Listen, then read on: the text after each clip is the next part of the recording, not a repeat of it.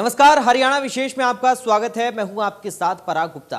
हरियाणा सरकार ने कर्मचारियों और पेंशन भोगियों को बड़ा तोहफा दिया है। सरकार ने राज्य के कर्मचारियों और पेंशनर्स के लिए महंगाई भत्ते की दर में बढ़ोतरी की घोषणा की है। सरकार के नए आदेश के मुताबिक कर्मचारियों को डीए को 17% से बढ़ाकर 28% कर दिया गया है। इसके साथ ही बढ़ी हुई दरों को 1 जुलाई 2021 से लागू कर दिया गया है। सरकार की इस घोषणा से प्रदेश के 2,85,000 कर्मचारियों और 2,62,000 पेंशनर्स को लाभ होगा। इससे पहले केंद्र सरकार कर्मचारियों के डीए बढ़ाने की घोषणा कर चुकी है। हाल ही में केंद्रीय मंत्रिमंडल ने केंद्र सरकार के कर्मचारियों को दिए जाने वाले महंगाई भत्ते और पेंशन भोगियों को दी जाने वाली महंगाई राहत को इस साल 1 जुलाई से बढ़ाकर 28% करने की मंजूरी दी। ये मूल वेतन या फिर पेंशन के 17% की मौजूदा दर में 11% की वृद्धि को दर्शाता है।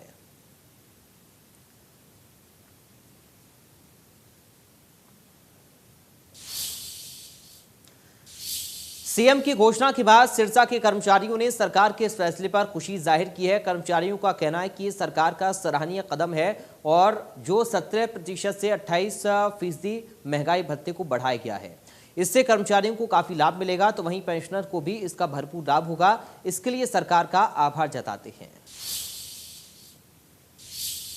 सरकार ने जो महंगाई भत्ता बढ़ाया है, इसकी बहुत मैं सराहना करता हूं और सरकार से अपील करते हैं कि इसको जल्दी से जल्दी लागू करवाया जाए। महंगाई भत्ता बढ़ा है, इसको जल्दी से जल्दी लागू करवाया जाए कि इसकी जो सीएम साहब ने काम कराया, घोषणा करी है, इसका जल्द से जल्द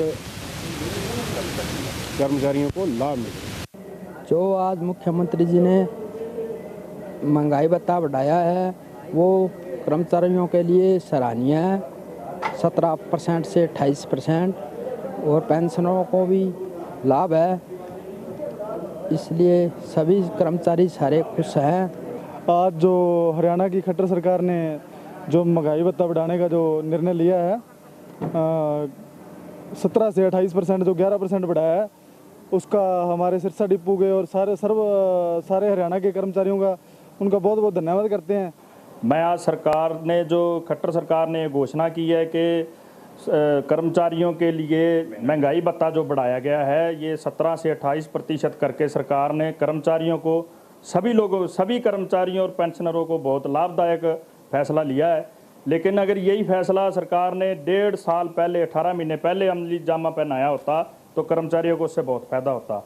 लेकिन आज भी कर्मचारी इस फैसले से बहुत ज़्यादा खुश हैं। वहीं सरकार के फैसले पर यमुनानगर के सरकारी कर्मचारी और पेंशनर्स का क्या कुछ कहना है, ये भी सुनिए। आज हरियाणा सरकार ने जो 17% से 11% और ऐड कर डीए की किस्त की घोषणा की है, जो अब 28% हो गई है। इससे हरियाणा के कर्मचारियों में काफ़ी खुशी की लहर देखने को मिल रही है। इसका कर्मचारी काफ़ी बेसब्री से इंतज़ार कर रहे थे। प्रदेश के सभी कर्मचारियों और जो पेंशनर हैं, उन सब ने इस पर खुशी जाहिर की है। हरियाणा सरकार द्वारा आज 1 जुलाई 2021 से कर्मचारियों को महंगाई भत्ता देने की जो घोषणा की गई है, उसका मैं स्वागत करता हूं। और यह समय की आवश्यकता भी थी, क्योंकि पिछले कुछ समय से महंगाई चरम सीमा पर पहुंच चुकी है। ऐसे में कर्मचारियों को कुछ राहत महंगाई भत्ते से ज़रूर मिलेगी। मैं केंद्र व हरियाणा सरकार से मांग करता हूं कि कोरोना महामारी के चलते जो महंगाई भत्ते की 3 किस्तों को रोक दिया गया है, कृपया उन्हें भी जारी किया जाए। तो हरियाणा सरकार ने, हरियाणा के मुख्यमंत्री ने हरियाणा के कर्मचारियों के लिए 1 जुलाई 2021 से जो डीए की 11% डीए की घोषणा की है, उसको लेकर हम कर्मचारियों में एक खुशी की लहर है। और सभी अब बात करेंगे किसान आंदोलन की, जो कि दिन पर दिन और तेज होता जा रहा है। इसी कड़ी में दिल्ली जयपुर हाईवे पर जयसिंहपुर खेड़ा बॉर्डर पर भी हाईवे बंद करके किसानों ने प्रदर्शन किया। जयसिंहपुर खेड़ा बॉर्डर पर किसान नेता राकेश टिकैत भी पहुंचे और एक बार फिर कहा कि किसान तब तक बॉर्डर पर डटा रहेगा जब तक कि तीनों कृषि कानूनों को वापस नहीं लिया जाता है। उन्होंने कहा कि सरकार शर्तों के साथ बात करना चाहती है, लेकिन किसान तभी बात करेंगे जब कृषि कानून वापस होंगे। 8-8 महीने से अपने घर नहीं गए, यहाँ पर धरना देकर बैठे। सरकार जब तक बात नहीं मानेगी, वे कानून वापसी नहीं लेंगे। ये किसान हैं, ये किसान बॉर्डर से बाहर नहीं जाएगा, ये अपने गांव नहीं जाएगा। भारत सरकार जितना जल्दी मान लेगी, बातचीत को तैयार हो जाएगी। हम बात करने के लिए तैयार है। हमने चिट्ठी लिखी उनको, संयुक्त मोर्चे ने, कि सरकार बात कर रहे हैं, लेकिन वे कंडीशनल बात करना चाहते हैं। वे बार बार कहते हैं कानून वापसी नहीं होगा और बात कर ले, ऐसे नहीं होगा। एमएसपी पे गारंटी कानून बनाना पड़ेगा, 3 कानून वापसी लेने पड़ेंगे। बिजली अमेंडमेंट बिल है, पॉल्यूशन वाला बिल है, जिंदा हम कैसे रहेंगे वो फार्मूला सरकार को बताना पड़ेगा। लोकतांत्रिक तरीके में अपनी बात कहने का वो भी एक तरीका है। हम यहाँ पे भी अपना बैठे हुए अपनी बात कह रहे, वहाँ पे भी संसद चल रही है, तो उसके बाहर हमने किसान पंचायत का नाम किसान संसद रखा, हम चलाते हैं। 200 लोग हर रोज जाते हैं। जब तक पार्लियामेंट चलेगी, जब तक ही वो किसानों की संसद चलेगी। समाधान ये राजनीति थोड़ी है, ये तो देश बचाने की नीति है कि देश कैसे बचेगा। राष्ट्र नीति है ये, इसको राजनीति नहीं कह सकते। अगर सरकार का विरोध करना राजनीति है तो हम राजनीति तो वे करते हैं, हम तो राष्ट्रनीति करते हैं। राष्ट्र कैसे बचेगा। INLD supremo OP Chautala Bhiwani Kitlana toll पर किसानों को समर्थन देने पहुंचे। इस दौरान ओम प्रकाश चौटाला ने दावा किया कि किसान आंदोलन लंबा नहीं चलेगा, क्योंकि जल्दी सरकार को मांगे माननी पड़ेंगी। आंदोलन लंबा तक करने की आवश्यकता नहीं है। सभी जाति के लोग इकट्ठे हैं, निश्चित रूप से परिस्थितियां जल्द बदलें। ये जो पार्लियामेंट का सेशन अब शुरू है और कल से पार्लियामेंट के अपोजिशन के मेंबर पार्लियामेंट में जुलूस की शक्ल में गए, वो इसका कानून का विरोध करेंगे और सरकार को ये कानून बदलना पड़ेगा। मुख्यमंत्री के हेलीकॉप्टर को लोगों ने उसके अपने क्षेत्र में भी नहीं उतरने दिया। सत्ता में बने हुए लोग किसी गांव में नहीं जा सकते। इससे साफ जाहिर है कि लोग इस सरकार के खिलाफ हैं, सरकार को त्यागपत्र देना पड़ेगा। वहीं किसान आंदोलन को लेकर डिप्टी सीएम ने कहा कि अब आंदोलनों में किसानों के नाम पर कुछ लोग राजनीति कर रहे हैं। उन्होंने कहा कि पंजाब के मुख्यमंत्री कैप्टन अमरिंदर सिंह ने कुछ लोगों को रेल के फ्री पास दिए। इससे साफ जाहिर होता है कि कांग्रेस कहीं ना कहीं किसानों के इस आंदोलन को समर्थन कर रही है। किसान तो समझ चुके हैं, अब तो राजनीतिक लोग, और जिस तरह राजनीतिक लोग मंचों पे जा जाकर अब इस आंदोलन में हिस्सेदार बन रहे हैं, ये दिखाता है। कल तो कांग्रेस के पूर्व अध्यक्ष पंजाब के कहते हैं कैप्टन अमरिंदर सिंह ने सबको फ्री पास दिया दिल्ली आने के लिए। ये तो दिखा देता है कि कांग्रेस की सोच थी। और अब जिस तरह और पॉलिटिकल पार्टी भी कदम उठा रही है, ये अब आंदोलन किसान का नहीं। किसान को तो भ्रमित किया गया था कि तुम्हारी एमएसपी खत्म हो जाएगी, मंडियां बंद हो जाएगी, ज़मीनों पे कब्जे हो जाएंगे। पिछले 7 महीनों में 1 इंच किसी की ज़मीन पे कब्जा हुआ। कोई ऐसा किसान था जिसको एमएसपी पे फसल बेचने का मौका ना मिला, या फिर कोई ऐसा किसान था जो मंडी में गया और मंडी के ताला लगा। एक भ्रम फैलाया गया और धीरे धीरे लोग जागरूक हो रहे, और अब लोग जवाब देंगे ऐसे लोगों को जिनने लोगों को भ्रमित किया। उधर अलवर नेशनल हाईवे 248A यानी कि नूंह से राजस्थान सीमा तक के चौड़ीकरण का काम किया जाएगा। इस पर तकरीबन 300 करोड़ रुपए की राशि खर्च की जाएगी। इसकी घोषणा खुद डिप्टी सीएम दुष्यंत चौटाला ने की है। इसके अलावा डिप्टी सीएम दुष्यंत चौटाला ने कहा कि फिरोजपुर झिरका के लोगों की कॉलेज की मांग लंबे समय से पेंडिंग चली आ रही है। इस साल के आखिर तक इस कॉलेज का निर्माण कार्य शुरू करा दिया जाएगा। सरकार मेवात के विकास के लिए पूरी तौर पर दिन रात काम कर रही है, और इसके लिए एक नहीं अनेक सड़कों के प्रोजेक्ट जो बहुत लंबे समय से पेंडिंग थे, उन पे कार्य शुरू है। लगभग 300 करोड़ की लागत से आने वाले दिनों में जो हमारा सोना से लेकर बड़ोदरा एक्सप्रेसवे जंक्शन से लेकर और राजस्थान बॉर्डर तक का रास्ता है उसको स्टेट हाईवे के तौर पर हम विकसित कर उसको भी डेवलप करने का काम करेंगे। पुनाना से कोट, पुनाना से सिकनावा जो सड़क अगले 1 महीने में मानसून ख़त्म होते ही उस पर भी तुरंत कार्य शुरू करेंगे। और एक बहुत लंबी पेंडिंग डिमांड जिरका में कॉलेज की है, उसके लिए एग्रीकल्चर विभाग की ज़मीन को चिन्हित किया गया, जल्द से जल्द उसको एजुकेशन डिपार्टमेंट को ट्रांसफ़र कराकर इस साल, इस वर्ष के अंदर अंदर उसका भी निर्माण कार्य हमारी सरकार शुरू करेगी।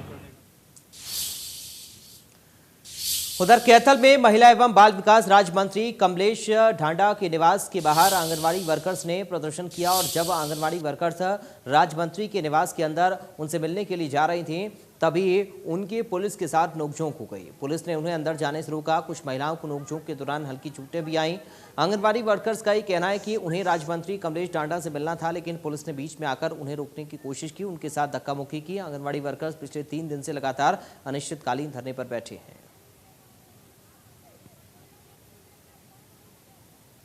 हमारे विभागीय मंत्री के उस पर निवास पर जा रहे थे जी। सवेरे मंत्री ने खुद हमारे पास वो भेजा था, मिलने का समय मांगा था। भाई 5 सदस्यीय कमेटी है जो सी यूनियन की, वो मुझसे मिले, आकर जो कुछ बातचीत करना चाहती है तो वो बातचीत करें। तो हमने उस मैडम का उस पर आश्वासन पर हम यहाँ धरना प्रदर्शन, शांतिपूर्वक धरना प्रदर्शन कर रहे थे जी। तो मैडम हमें मिलने की बजाय, हमें बुलाने की बजाय, हमारी समस्या सुनने की बजाय तो पिछले गेट से मैडम चली गई। तो हमने मैडम को बोला, इनके सिक्योरिटी से या इनको जो यहाँ पुलिस वाले थे, इनकी ड्यूटी थी, इनसे बोले भाई हमें मैडम से मिलना है। तो इन्होंने कहा, इन पहले तो सही बात स्पष्ट ही नहीं की इन भाई मैडम चली गई या नहीं चली गई। तो हमने कहीं और से पता चला, क्यों मैडम है इसका पता चल जाए भाई यहाँ है या नहीं है। तो हमने कहा भाई मैडम, इन्हें बोले भाई मैडम 3 साढ़े 3 के बाद आवेगी तो आपसे मिलेगी। ठीक है जी, हम शांतिपूर्वक जा रहे थे तो ये मैडम की साजिश थी, आंगनबाड़ी वर्करों पे लाठीचार्ज करवाया। ये बहुत शर्म की बात है। हमारी बहनों का सिर भी फूटे हैं, बाल भी पाड़े गए, हाथ भी टूटे हैं जी, और जिस तरह ओठ भी फूटे हैं। मतलब ये बहुत शर्म की बात है जी। इसने करनाल में प्रधानमंत्री किसान सम्मान निधि के तहत रिकवरी के नोटिस जारी होने के बाद किसानों में हड़कंप मच गया। जो किसान आयकर के दायरे में आते हैं, सरकार ने उन्हें इस योजना के लिए अयोग्य कर दिया है। अब सरकार उनके खाते में जारी पैसे वापस चाहती है। करनाल जिले में उप निदेशक कृषि विभाग कार्यालय की ओर से किसानों को पैसे की रिकवरी के लिए नोटिस जारी किया गया है। इस तरीके से टोटल 96,647 किसान पूरे जिले के अंदर रजिस्टर्ड हुए और उनको तकरीबन 7 किस्तों के माध्यम से ये पैसे, जो किसान सम्मान निधि का पैसा, उनके खाते में भेजा गया। इस प्रकार तकरीबन हमारे पास 2592 किसानों की एक लिस्ट ऐसी सूची आई जो किसान, तकरीबन उसमें से 2400 के करीब किसान ऐसे थे जो आयकर दाता थे, जिन्होंने गलत तरीके से पंजीकरण करवाया। और 100 के करीब ऐसे किसान हैं, 98 के किसी ऐसे किसान हैं जिनकी दंपति स्वावलंबी और उनके जो पति हैं वो भी इसका फ़ायदा, स्कीम का, योजना का फ़ायदा ले रहे हैं।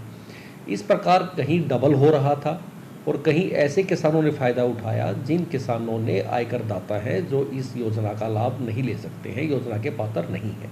केवल ऐसे किसानों को ही नोटिस भेजे गए हैं कि आप योजना के मुताबिक पात्र नहीं हैं, आपने जो राशि किसान सम्मान निधि योजना के अंतर्गत ली है उस राशि को आप वापस लौटाने का कष्ट करें। इनकम टैक्स दे रहे थे नहीं, तो उन्होंने ये शर्त रखी है जो 0% है नहीं उसका 2 साल का बैकवर्ड इनके टैक्स दिखाओ। अच्छा। और तो उसके बाद अगली कार्रवाई तो देखें वापस देने पड़ेंगे या दोबारा शुरू करेंगे। फ्रॉड है क्या? बीजेपी ये फ्रॉड करवा रही है, ये इनको ये नहीं पैसे वापस ले रहे और लेकिन मैंने ना तो ITR कभी भरी है और ना मैंने किसी से भरवाई। अच्छा। और ये मेरे पास है, ये मैंने निकलवा के लाया, इसमें 1000 रुपये दिखा रखे और वे इनवैलिड दिखा रखे। बीजेपी सांसद डॉक्टर अरविंद शर्मा ने झज्जर के नागरिक अस्पताल में वैक्सीनेशन सेंटर का जायजा लिया। इस दौरान सांसद ने वैक्सीनेशन कार्यक्रम पर संतोष जाहिर किया और कहा कि पीएम नरेंद्र मोदी ने जिस तरह से देश भर में वैक्सीनेशन अभियान शुरू किया है उससे ऐसा लगता है कि 31 दिसंबर 2021 तक पूरे देश में वैक्सीनेशन का काम पूरा कर लिया जाएगा।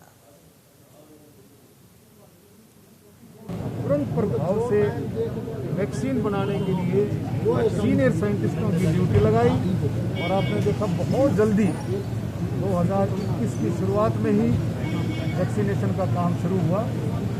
और बीच बीच में जो लोग कहते थे कि वैक्सीन कैसे लगेगी, क्या कीमत होगी, उन सारी चीज़ों को नकारते हुए प्रधानमंत्री जी ने बहुत अच्छे तरीके से पूरे देश के अंदर मुफ्त वैक्सीन की घोषणा की। आज उसी के तहत जो आप देखेंगे पूरे देश में वैक्सीनेशन का प्रोग्राम चल रहा है। टोक्यो ओलंपिक 2021 से भारत के लिए बड़ी खुशी की खबर आई है। सायकोम मीराबाई चानू ने भारत के लिए पहला मेडल जीता है। मीराबाई चानू ने 49 किलोग्राम महिला वर्ग के वेटलिफ्टिंग इवेंट में रजत पदक अपने नाम किया। मीराबाई चानू ने स्नैच में 87 किलोग्राम जबकि क्लीन एंड जर्क में 115 किलोग्राम वजन का भार उठाया। इसी के साथ उन्होंने कुल 202 किलोग्राम का भार उठाया। तो वहीं चानू ने पहले सिडनी ओलंपिक 2000 कर्णम मल्लेश्वरी के वेटलिफ्टिंग में भारत को कांस्य पदक दिलाया था। कर्णम मल्लेश्वरी ने उस वक्त कुल 240 किलोग्राम भार उठाया था। वो स्नैच श्रेणी में 110 किलोग्राम और क्लीन एंड जर्क में 130 किलोग्राम भार उठाते हुए ओलंपिक कांस्य पदक जीतने वाली पहली भारतीय महिला बनी थी। तो साल 2021 की हम बात करें तो टोक्यो ओलंपिक में सिल्वर मेडल, 2020 में एशियाई चैंपियनशिप में ब्रॉन्ज मेडल, 2018 कॉमनवेल्थ गेम्स में गोल्ड मेडल, इसके साथ ही 2017 वर्ल्ड चैंपियनशिप में गोल्ड मेडल, 2014 कॉमनवेल्थ गेम में सिल्वर मेडल। ये मीराबाई चानू की उपलब्धि है।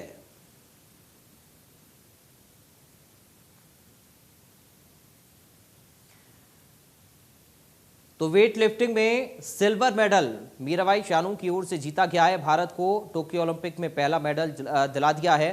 इसके साथ ही हुई जेहुई की हम बात करें तो उन्होंने स्नैच 94 किलो, साथ ही क्लीन एंड जर्क में 116 किलो वजन उठाया और कुल मिलाकर उनका जो वजन है वो 210 किलोग्राम हुआ। मीराबाई चानू की हम बात करें जो कि सेकंड नंबर पर रही हैं, 87 किलोग्राम भार उन्होंने स्नैच में उठाया। क्लीन एंड जर्क की बात करें तो 115 किलोग्राम, कुल इनका वजन 202 किलोग्राम हुआ। साथ ही कैंटिका विंडी ने 84 किलोग्राम स्नैच में उठाया और क्लीन एंड जर्क में 110 किलोग्राम, कुल वजन हुआ 194 किलोग्राम। तो एक ग्राफिक के जरिए पूरा आंकड़ा आपको हम समझाने की कोशिश भी कर रहे हैं।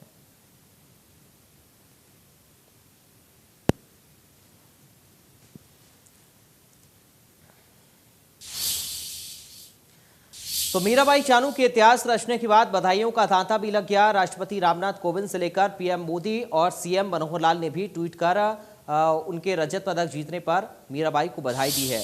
तो हम ट्वीट के माध्यम से आपको बताते हैं और दिखाते हैं कि आखिर क्या क्या ट्वीट किए हैं। सबसे पहले राष्ट्रपति की हम बात करें तो उन्होंने ट्वीट किया, टोक्यो ओलंपिक गेम्स में पूरे देश की प्रार्थनाएं और आशाएं भारतीय दल के साथ हैं। विश्वास है कि सभी अद्भुत प्रदर्शन करेंगे और देश को गौरवान्वित करेंगे। ये ट्वीट किया है राष्ट्रपति रामनाथ कोविंद ने। इसके साथ ही पीएम मोदी ने भी ट्वीट किया और अपने ट्वीट में पीएम मोदी ने लिखा कि इससे अच्छी शुरुआत नहीं हो सकती है। मीराबाई चानू की परफॉर्मेंस से भारत उत्साहित है। उनकी सफलता से हर भारतीय को प्रेरणा मिलेगी। ये ट्वीट किया है प्रधानमंत्री नरेंद्र मोदी ने। इसके साथ ही बात करें राहुल गांधी की, कांग्रेस के नेता और पूर्व अध्यक्ष, उन्होंने लिखा कि पहले दिन देश को पहला पदक दिलाने के लिए मीराबाई चानू को बधाई। साथ ही राहुल गांधी ने आगे लिखा कि भारत को अपनी बेटी पर गर्व है। ये ट्वीट किया है राहुल गांधी ने। इसके साथ ही एक एक करके ट्वीट भी हम आपको दिखा रहे हैं। राष्ट्रपति का हमने आपको ट्वीट दिखाया, पीएम मोदी का ट्वीट दिखाया, राहुल गांधी का ट्वीट दिखाया, उसके बाद मुख्यमंत्री का ट्वीट आप देखिए। मीराबाई चानू को हार्दिक बधाई और शुभकामनाएं। अपने ट्वीट में सबसे पहले मुख्यमंत्री मनोहर लाल ने ये लिखा। उसके बाद सीएम ने लिखा, पूरा विश्वास है कि हिंदुस्तान के कई खिलाड़ी जापान से ढेरों पदक लेकर स्वदेश लौटेंगे। ये ट्वीट किया है मुख्यमंत्री मनोहर लाल ने। तो एक के बाद एक लगातार मीराबाई चानू को बधाई देने वालों को तांता लगा रहा। इसके साथ ही हम बात करें प्रदेश के उप मुख्यमंत्री दुष्यंत चौटाला की, तो उन्होंने भी अपने ट्वीट में लिखा कि टोक्यो ओलंपिक में भारत को पहला पदक दिलाने वाली देश की बहादुर बेटी मीराबाई चानू को हार्दिक बधाई। ये ट्वीट किया है हरियाणा के उप मुख्यमंत्री दुष्यंत चौटाला ने।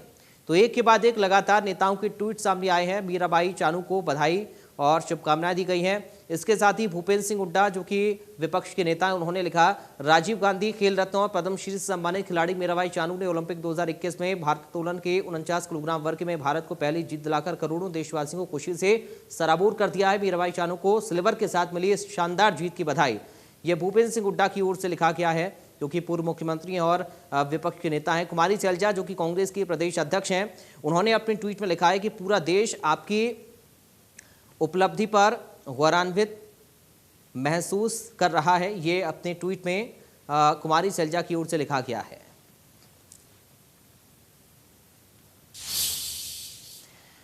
तो टोक्यो ओलंपिक में भारत के लिए आए पहले पदक पर खेल मंत्री अनुराग ठाकुर ने भी खुशी जताई है। खेल मंत्री ने मीराबाई चानू की जमकर तारीफ की और कहा कि इस बार भारत के खिलाड़ी ओलंपिक में काफी अच्छा प्रदर्शन करेंगे। माननीय प्रधानमंत्री मोदी जी और समस्त भारत की जनता की ओर से मैं मीराबाई चानू जी को बहुत बहुत बधाई और बहुत बहुत धन्यवाद देना चाहता हूँ। पहला ही दिन और रजत पदक जीतकर आपने 135 करोड़ भारतीयों के चेहरे पर एक मुस्कान लाई है। A big thank you to you.